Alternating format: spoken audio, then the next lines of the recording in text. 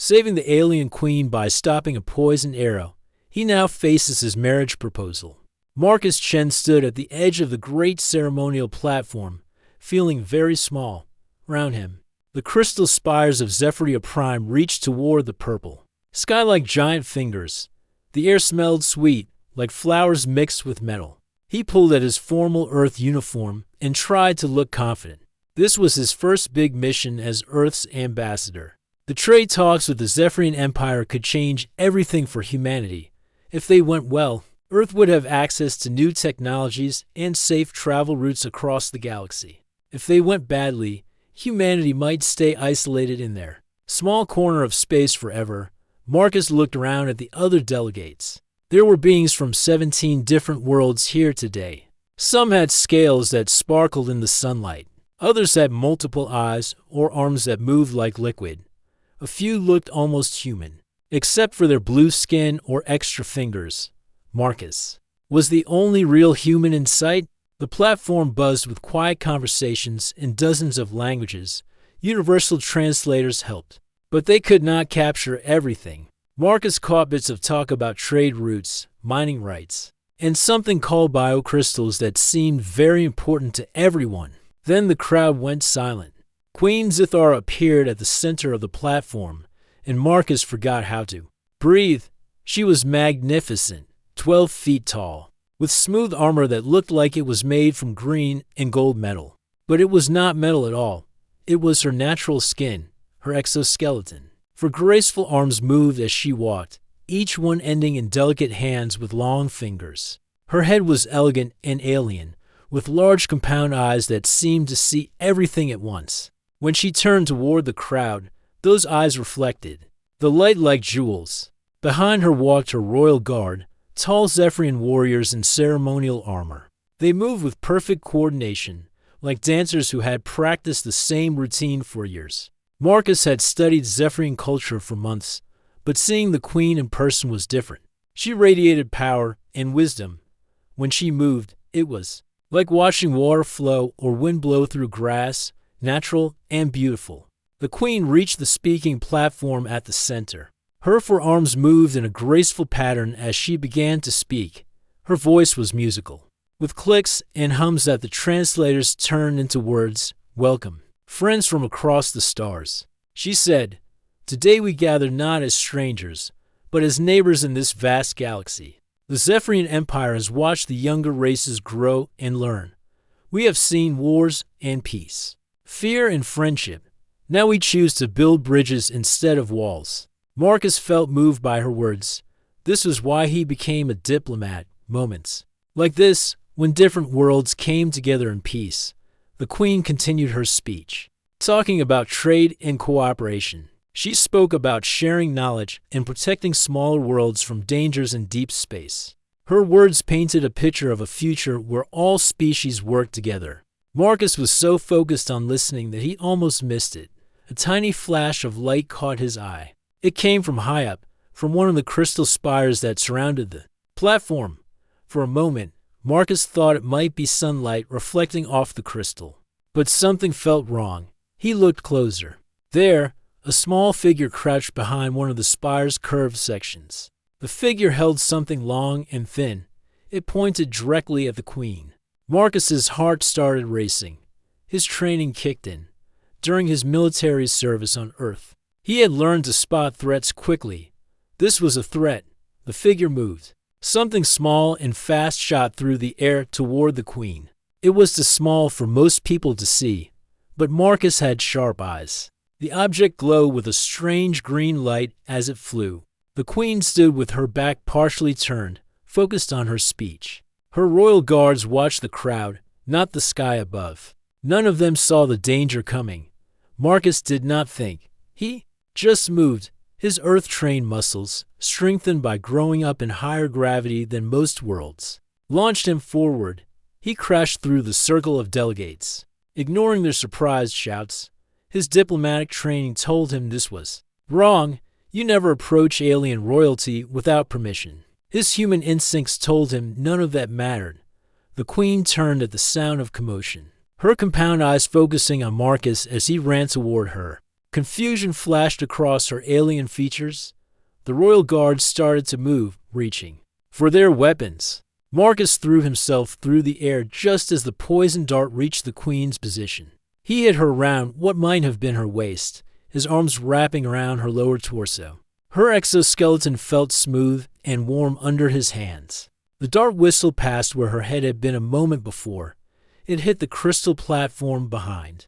Then with a sharp crack, and the spot where it landed began to smoke and turn black. Marcus and the queen tumbled to the ground together.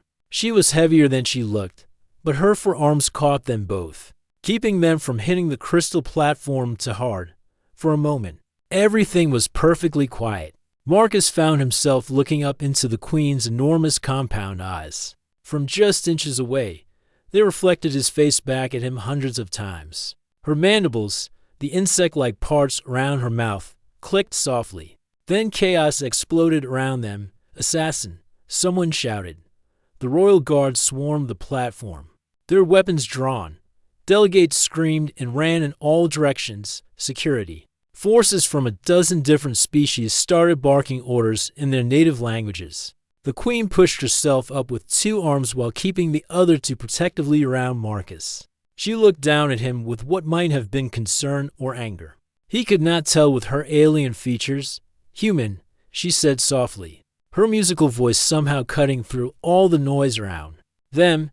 "You have done something very brave. You have also done something very forbidden."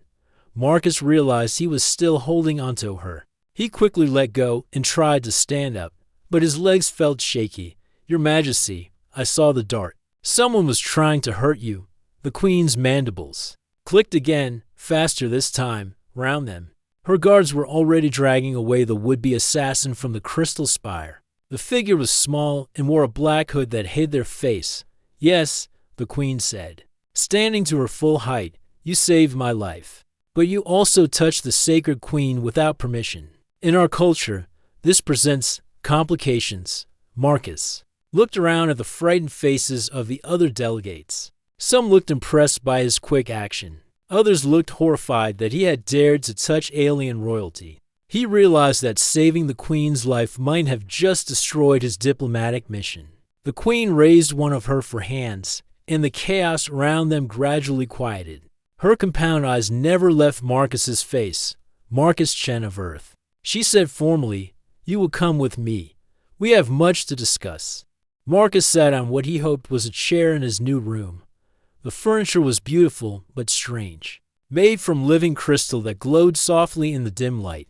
The walls curved around him like the inside of a giant shell, covered in patterns that seemed to move when he was not looking directly at them.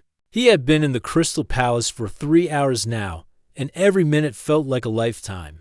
Guards had escorted him here after the Queen's announcement, but they had been polite about it. Still, Marcus knew he was essentially a prisoner. Even if his prison was the most beautiful room he had ever seen.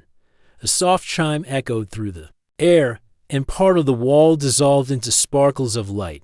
Marcus jumped to his feet as a figure entered his room. The newcomer was Zephyrian, but much smaller than the Queen or her guards. This one stood only about 7 feet tall, with duller brown and gray coloring instead of the Queen's brilliant green and gold. Age lines marked the exoskeleton around the compound eyes, and the being moved more slowly than the others Marcus had seen. Ambassador Chen, the visitor said with a bow that involved all forearms. "I am Royal Advisor Kedik. I have served the royal family for 60 Earth years. The Queen has asked me to explain your situation." Marcus returned the bow as best he could with only 2 arms. "Thank you for coming. Advisor Kedik, I have to admit, I am very confused about what happens next." Kedik's mandibles clicked in what Marcus was learning might be amusement. "Confusion is normal, young human. You have created a problem that our people have not faced for many generations." The advisor moved to another crystal formation that somehow became a chair. When Kedik approached it, Marcus sat back down, trying to pay attention despite his worry. "Let me explain the situation," Kedik began. "Among my people, the Queen is sacred. She is not just a ruler. She is the living heart of our civilization. To touch the queen without permission is one of our most serious crimes. Marcus felt his stomach drop. What is the punishment? Normally, exile from all Zephyrian worlds, sometimes worse, depending on the circumstances. Kedic paused, watching Marcus's face. But your case is different. You did not touch the queen to harm her. You touched her to save her life. Does that make a difference? It makes all the difference in the world, Kedic said.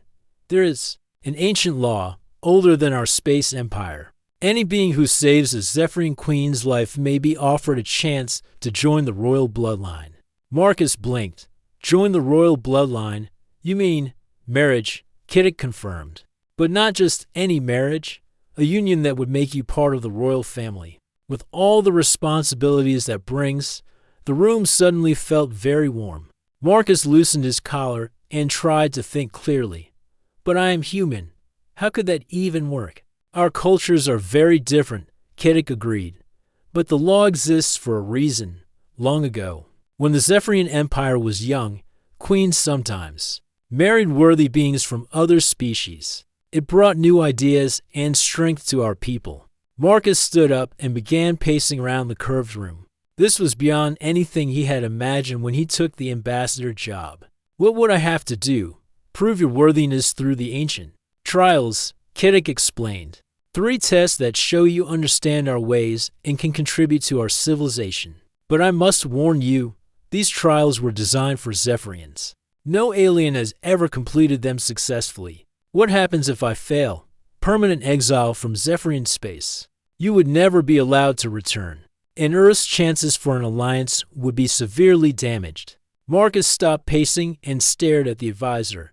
And if I refused to take the trials, the same result, but without the chance to prove yourself. Before Marcus could respond, the wall dissolved again. This time, a different guard entered.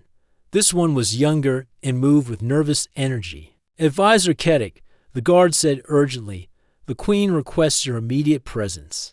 There has been a development in the investigation. Kedic rose. Quickly. What kind of development? The assassin has been identified. They belong to a group called the Void Cult. Our intelligence suggests this was not an isolated attack. Marcus felt cold fear run down his spine. There might be more attempts. The guard looked at Marcus with surprise, as if forgetting a human was in the room. The Void Cult believes the Queen's peaceful policies toward alien species will destroy our empire. They want to return to the old ways of Zephyrian dominance, which means, Kedic said slowly, they see Ambassador Chen as a symbol of everything they oppose.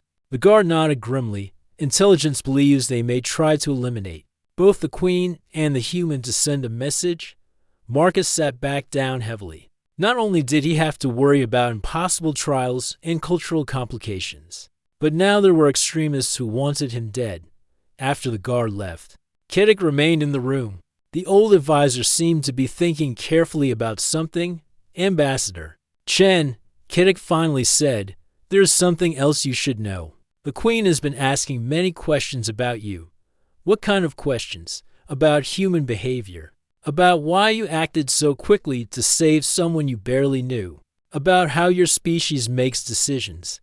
Kedic's compound eyes seemed to focus more intently on Marcus.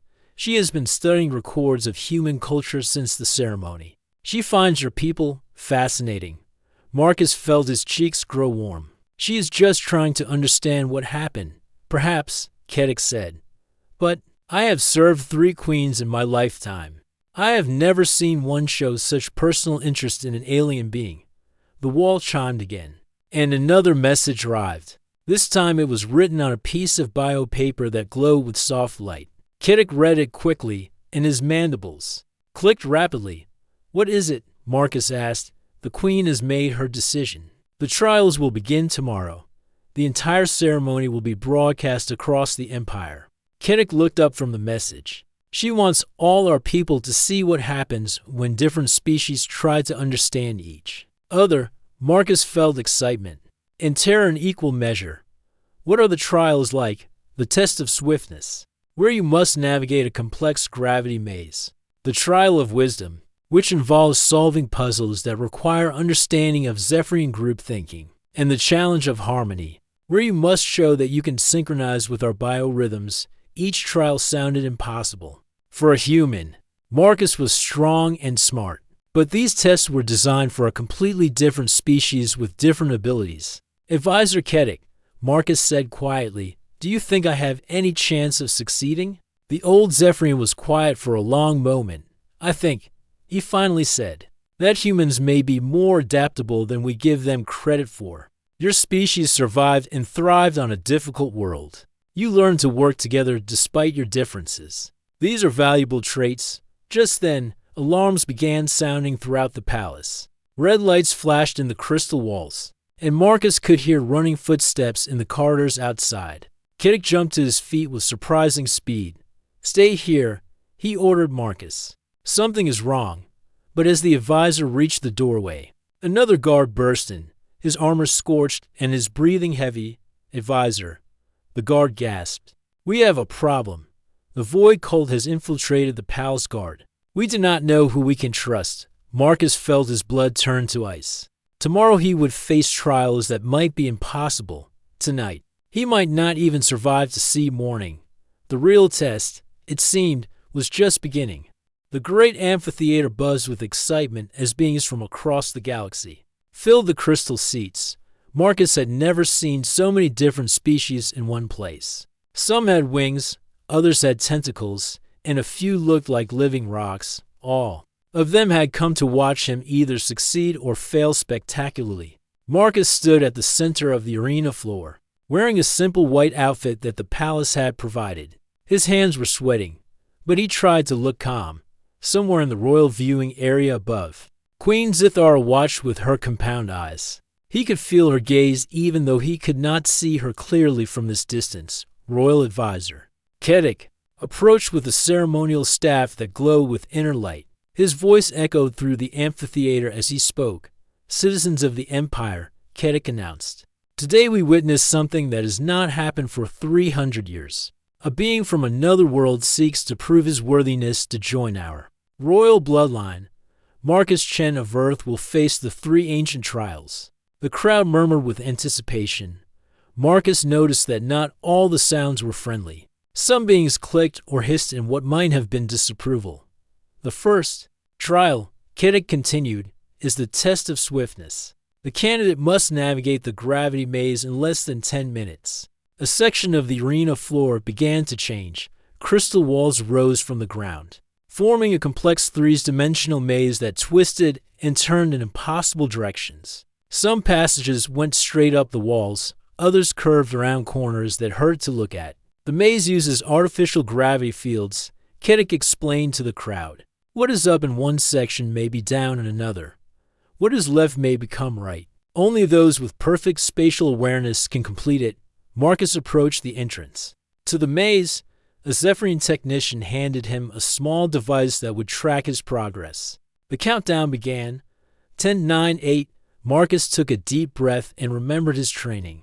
During his military service, he had practiced in zero-gravity and variable gravity environments. Earth soldiers learned to think in 3 dimensions because space combat required it. 3, 2, 1, begin.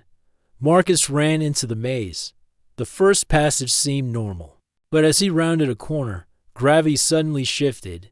He was running on what had been the wall a moment before. Instead of fighting it, Marcus went with the change. He had learned rock climbing as a teenager, and this felt similar, just with more directions to think about. Other candidates would try to mentally map the maze from their starting perspective. Marcus did something different. He ignored the idea of up and down completely. Instead, he thought of the maze as a puzzle in space, with passages that connected in ways that only made sense. If you stopped thinking like a ground-dwelling creature, when gravity flipped again, Marcus used his momentum to launch himself toward what had been the ceiling. His earth-trained muscles, stronger than most aliens expected, carried him farther than the maze designers had planned for. The crowd gasped as Marcus found shortcuts that the original builders had never intended. He swung from crystal formations like a monkey, rolled along curved walls like a gymnast, and jumped between platforms with the confidence of someone who had spent his childhood exploring Earth's varied terrains. 6 minutes later, Marcus emerged from the maze's exit. The crowd was silent for a moment before erupting in surprised cheers. Queen Zithara's voice echoed through the arena. The test of swiftness is complete. Candidate Chen has passed. Marcus grinned and waved at the crowd, but he knew the hardest parts were still ahead. The second trial began immediately. A complex holographic display appeared in the air above Marcus, showing interconnected symbols and patterns that seemed to move and change. This was the trial of wisdom. The candidate must solve 3 logic puzzles, Kedic announced. These puzzles require understanding of group consciousness and collective decision-making, skills that have allowed Zephyrian civilization to thrive. Marcus studied the first puzzle. It showed a network of connected nodes, with some nodes glowing and others dark. The pattern seemed random until Marcus realized it was not about individual nodes at all. It was about how groups of nodes influenced each other. Most humans thought individually first, then worked with groups. But Marcus's diplomatic training had taught him to think about relationships and connections instead of trying to solve the puzzle like a Zephyrian group mind. He approached it like a human trying to understand group dynamics. He found patterns based on cooperation and communication rather than instinctive hive behavior. His solutions were different from what the designers expected, but they worked. The second puzzle involved resource distribution across multiple colonies. Marcus applied economic theories from Earth, thinking about trade and mutual benefit rather than centralized control.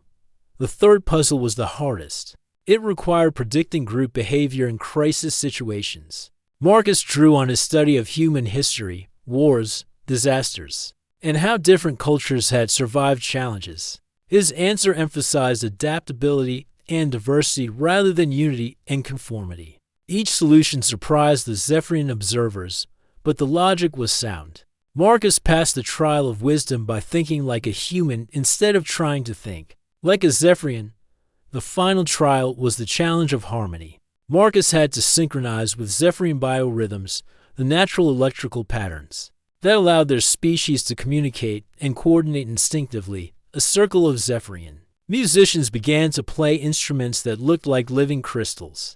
The music was unlike anything Marcus had ever heard, not just sounds, but vibrations that seemed to resonate in his bones. Biosensors attached to his arms would measure how well he matched the natural rhythms of Zephyrian life. At first, Marcus tried to copy the patterns he observed, but his human nervous system was too different. The biosensors showed chaotic, unmatched readings. Then Marcus had an idea. Maybe this was not about copying Zephyrian rhythms. Maybe it was about finding harmony between different types of consciousness. Marcus began to move and breathe in patterns that felt natural to him. He thought about human music, jazz, where different instruments played complementary parts that created something beautiful together. He thought about poetry, where rhythm and meaning combined to create emotion. Instead of matching the Zephyrian biorhythms exactly, Marcus created a counterpoint. His human patterns wove around and through the Zephyrian ones, creating something new. Like a duet where two different voices sang together without singing the same notes. The biosensors began to show something unexpected. Marcus was not copying Zephyrian patterns, but he was creating harmony with them. The combined readings showed a complex, beautiful interaction between two very different types of consciousness. The Zephyrian musicians played more enthusiastically as they felt the new harmonies Marcus was creating. The crowd watched in amazement as the bio-readings displayed patterns that their scientists had never seen before. Queen Zithara stood up in her viewing area, her forearms moving in what Marcus now recognized as excitement. When the music ended, the amphitheater was completely silent. Then the queen began to glow, a soft, golden light that radiated from her exoskeleton. Other Zephyrians in the crowd began to glow as well, their bioluminescence triggered by strong emotion. The challenge of harmony is complete, the queen announced, her musical voice carrying clearly through the arena. Candidate Chen has not only passed, he has shown us new possibilities for understanding between species. The crowd erupted in cheers, but Marcus barely heard them. He was exhausted, exhilarated, and worried all at the same time. He had passed the trials, but he could see movement in the shadows around the arena, dark figures in the upper levels, positioning themselves with purpose. The Void Cult had not given up. If anything, his success had made him an even bigger target. As the crowd celebrated, Marcus caught sight of several guards moving with suspicious coordination. Their body language was wrong, too tense, to focus on specific targets rather than general security. Marcus realized with growing horror that the final ceremony, planned for tonight, would be the perfect time for the Void Cult to strike. With all the Empire's leadership gathered in one place, they could eliminate both him and the Queen while making a statement that would echo across the galaxy. He had passed the trials. But the real test was just beginning. The evening ceremony was the most beautiful thing Marcus had ever seen. The great amphitheater glowed with soft bioluminescence as thousands of Zephyrians gathered to witness the ancient ritual. Their natural light created patterns that flowed across the crowd like waves on an ocean. Marcus stood at the center of the arena, wearing ceremonial robes that felt strange but surprisingly comfortable. The fabric seemed alive, responding to his body heat and adjusting its fit automatically. Around him, representatives from dozens of worlds watched with fascination and respect. He had done it. He had passed all 3 trials, something no alien had ever accomplished before. The impossible had become possible through human adaptability and determination. Queen Zithara emerged from the royal entrance, and the crowd fell silent in reverence. She wore her most magnificent ceremonial armor, gold and emerald plates that caught and reflected the bioluminescent glow around them. Her forearms moved in graceful patterns as she approached the center platform. Behind her walked the High Council of the Zephyrian Empire, ancient advisors whose wisdom had guided their civilization for centuries. Some of them looked pleased by the evening's events. Others appeared less certain about what was happening. Royal Advisor Kedik carried the ceremonial crown that would mark Marcus's acceptance into the royal bloodline. It was smaller than he had expected, made from living crystal that pulsed with its own inner light. Citizens of the Empire. Queen Zithara's voice echoed through the amphitheater. Tonight we witness the completion of an ancient ritual. Marcus Chen of Earth has proven his worthiness through courage, wisdom, and harmony. The old laws say he may now choose to join our royal family. The crowd murmured with excitement. This was history in the making. Marcus felt proud and terrified at the same time. But something was wrong. Marcus had spent years learning to read body language and spot danger. His diplomatic training included recognizing threats and protecting important people. Right now, every instinct he had was screaming warnings. 3 guards in the upper levels moved with too much purpose. Their positions formed a triangle that would give them clear shots at both Marcus and the Queen. One guard near the royal entrance kept checking a small device instead of watching for threats. Marcus's blood ran cold as he realized what he was seeing. The quantum disruptor that intelligence had warned about. It was here, tonight, ready to be used. The ceremony continued around him, but Marcus could barely focus on the words. He watched the suspicious guards, trying to figure out when they would strike. The weapon would need to charge before firing, which meant they would wait until the most dramatic moment. Queen Zithara approached him with the ceremonial crown. This was it, the moment when the entire empire would be watching, when killing both of them would send the strongest possible message. Marcus Chen. The Queen said formally, "Do you accept the honor and responsibility of joining the royal bloodline of Zephyria?" Marcus saw one of the guards raise a small device. A blue glow began building around its edges, the quantum disruptor charging for fire. Protocol said Marcus should answer the Queen's question, complete the ceremony, and trust the guards to handle security. Diplomacy said he should be careful, not to cause panic or embarrass his hosts. His human instincts said forget protocol and save lives. Your Majesty, Marcus said loudly, stepping toward her instead of taking the crown.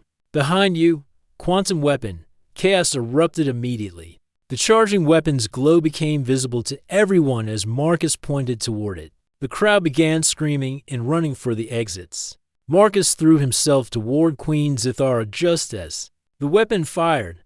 A beam of crackling energy shot through the air, where they had been standing. Instead of hitting both targets, it caught only Marcus as he pushed the queen out of the way. Pain beyond description tore through his body. Quantum energy was designed to disrupt the electrical patterns that made life possible. For a Zephyrian, it would have meant instant death. For a human, with different nervous system, it meant agony that felt like being struck by lightning and fire at the same time. Marcus collapsed, his muscles spasming uncontrollably. Through the haze of pain, he heard weapons fire as loyal guards engaged the infiltrators. Shouts and running footsteps echoed through the amphitheater. The last thing he saw before losing consciousness was Queen Zithara's compound eyes, staring down at him with an expression he could not read. Marcus woke up 3 days later in the Palace Medical Center. His body felt like it had been taken apart and put back together wrong. Machines around him hummed and beeped, monitoring his recovery. A Zephyrian doctor with pale blue coloring examined his readings with obvious amazement. Remarkable, the doctor muttered. Your species' neural patterns allowed you to survive quantum disruption. Most beings would have died instantly. The Queen, Marcus asked weakly, unharmed. Thanks to your warning and sacrifice, the doctor replied. The Void Cult infiltrators have been captured. Their plot failed completely. Over the next few days, Marcus learned about the political storm his actions had created. Some members of the High Council praised his loyalty and courage. Others argued that his repeated violations of protocol made him unsuitable for royal status. He saved her life twice, some said. He has proven his dedication beyond question. He ignores our customs, others replied. How can someone who breaks our laws protect our traditions? The debate raged through the palace corridors while Marcus recovered in the medical center. Visitors came and went, Advisor Kedik, various council members, and delegates from other worlds who wanted to meet the human who had changed everything. But the Queen herself did not visit. Marcus tried not to feel disappointed, but he wondered if his actions had somehow offended her after all. On his 5th day in the medical center, the wall of his room suddenly dissolved. Marcus looked up from his reading to see Queen Zithara entering alone, without guards or advisors. This was unprecedented. Zephyrian queens did not visit anyone privately, especially not aliens in medical facilities. Your Majesty, Marcus said, struggling to sit up properly. Please, remain comfortable, she said, moving to a chair that formed itself from the crystal floor. I wanted to speak with you privately. They looked at each other across the small room. Marcus had never been alone with her before, and he realized how much more relaxed she seemed without the formal atmosphere of court. You have saved my life twice now, she said quietly. Both times. You ignored our protocols to do what you believed was right. I am sorry if I offended your customs, Marcus began. You misunderstand, the Queen interrupted. I am not offended. I am curious. My people value harmony and following established patterns. You value something different. We value doing what is right, even when it is difficult. Marcus said. The Queen's mandibles clicked softly. Yes, that is what puzzles me. How do you decide what is right without the guidance of group consensus? They talked for over an hour. The Queen asked about human emotions, individual decision-making, and the concept of personal responsibility. Marcus found himself explaining ideas he had never really thought about before. Leadership is lonely among my people, the Queen admitted. I make decisions for billions of beings, but I make them alone. Your species seems to understand that kind of isolation. Every human faces choices alone sometimes, Marcus agreed. We learn to trust our own judgment while still caring about others. When the Queen finally left, Marcus felt more confused than ever. The conversation had felt personal in a way that surprised him. She was not just a ruler trying to understand alien customs. She was someone genuinely interested in him as an individual. The next morning, Advisor Kedik arrived with news that made Marcus's heart race. The Queen has called a full assembly of the High Council and all planetary representatives. Kedik said, she plans to make an announcement about your status and the future of human Zephyrian relations. What kind of announcement? Kedik asked. compound eyes seemed to sparkle with something that might have been amusement. She would not tell me, but I have never seen her so determined about anything. Whatever she has decided, it will change everything. Marcus realized that all his trials and challenges had been leading to this moment. The Queen was about to make a decision that would affect not just him, but the relationship between their entire civilizations. The real test was about to begin. The Great Assembly Hall had never held so many different species at once. Representatives from across the galaxy filled the massive crystal chamber, their various forms creating a living rainbow of colors and shapes. Marcus stood in a place of honor near the royal platform, still wearing medical sensors that monitor his recovery from the quantum attack. He felt nervous energy coursing through the crowd. Everyone knew this gathering was historic, but no one except Queen Zithara knew what she planned to announce. The High Council of Zephyria sat in their traditional circle, their ancient wisdom evident in every careful movement. Some nodded respectfully toward Marcus when they caught his eye. Others still looked uncertain about the human who had disrupted so many of their customs. Representatives from Earth sat in a special section, led by Director Sarah Chen, Marcus's superior and distant cousin. She had arrived on the fastest ship available when news of the events reached Earth. Her expression mixed pride and worry as she watched her young ambassador at the center of galactic attention. Citizens of the Empire, Queen Zithara began, her musical voice carrying clearly through the vast chamber. Honored guests from distant worlds, we gather today to witness something unprecedented. In our long history, the Queen stood at the center of the platform, magnificent in her ceremonial armor that caught and reflected the light from thousands of bioluminescent beings. Her forearms moved in patterns that conveyed both formality and warmth for generations. The Zephyrian Empire has followed ancient traditions. We have been strong in our unity, wise in our consensus, and successful in our growth across the stars. But recent events have shown us that strength can take many forms. Marcus felt his heart beating faster. He still had no idea what the Queen planned to say. Marcus Chen of Earth has saved my life twice. He has completed trials that seemed impossible for his species. But more importantly, he has shown us something we had forgotten, the value of thinking differently. Murmurs rippled through the crowd. Some sounded approving, others concerned. Our ancient laws say that any being who saves a queen's life and proves their worthiness may join the royal bloodline through marriage. Marcus Chen has earned this right beyond question. The crowd held its breath. This was the moment everyone had been waiting for. However, the Queen continued. I propose something different, something that has never been tried before in the history of our empire. Marcus felt his stomach drop. Was she about to reject him? After everything they had been through, I propose that we create a new type of alliance. Not a traditional Zephyrian marriage, but a partnership that bridges our species while respecting both our cultures. Marcus Chen would become not my consort, but my co-ruler, representing humanity and all smaller species in our empire. The reaction was immediate and dramatic. Half the crowd erupted in excited chatter while the other half sat in stunned silence. The High Council members looked at each other, with expressions that ranged from shock to intrigue. Marcus stared at the Queen in amazement.